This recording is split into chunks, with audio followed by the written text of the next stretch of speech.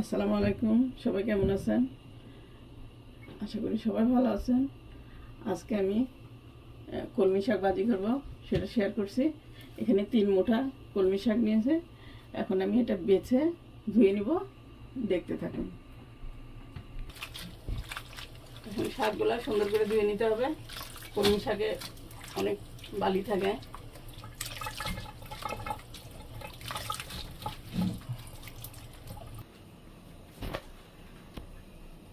আমি শাকটা সুন্দর করে পরিষ্কার করে ধুয়ে নিয়েছি। এখন এখানে দিয়ে দিব, প্যানে দিয়ে দিলাম শাকগুলা।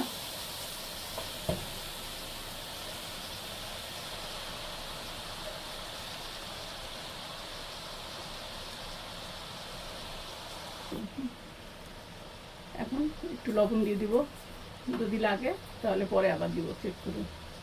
আর দিয়ে দিব এখানে কাঁচামরিচ কিছু কেটে রেখেছি, সেই মরিচগুলো দিয়ে দিব। এখন শাকটা আমি ঢেকে দিব।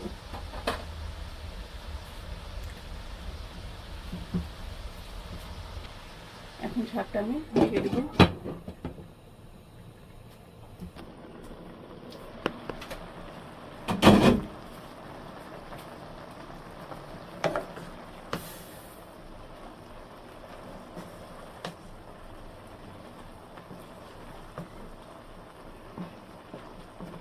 শাকে পানি ছেড়ে দিছে, অনেকটাই পানি বেরিয়েছে।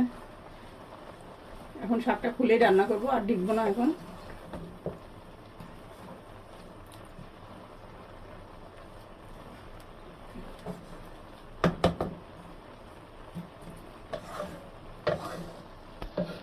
শাকে তেল দিব। তেল, ফ্রাই প্যানটা গরম হয়ে গেছে, এখন আমি তেল দিয়ে দিলাম।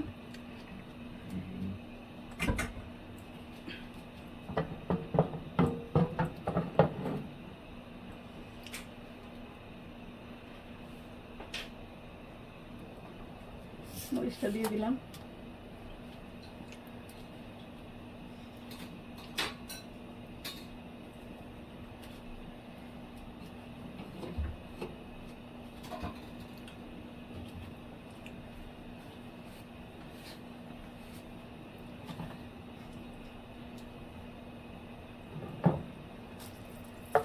মরিচটা একটু লাল হবে, তারপরে আমি পেঁয়াজ দেব।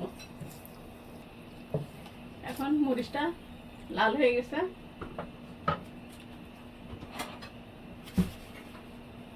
এখন আমি পেঁয়াজ দিয়ে দেবো।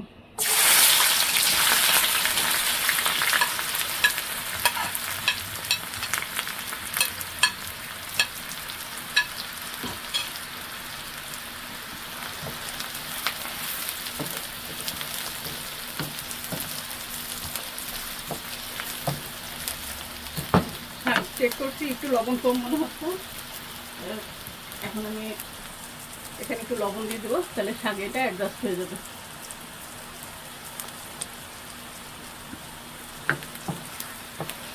আর পেঁয়াজটা একটু তাড়াতাড়িও হবে, ভাজাটা ব্রাউন কালার আসবে।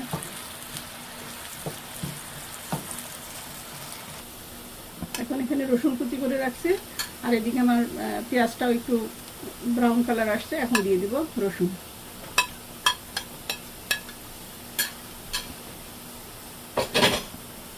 রসুনটাও কিছুক্ষণ আমি এখানে ভেজে নেব।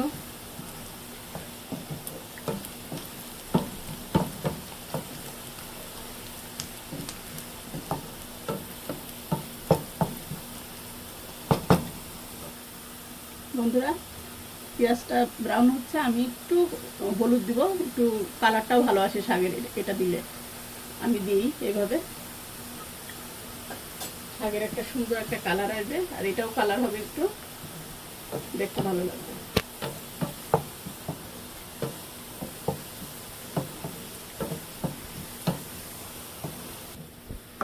এটা ব্রাউন কালার হয়ে গেছে, এখন আমি শাকে বাগারটা দিয়ে দিব।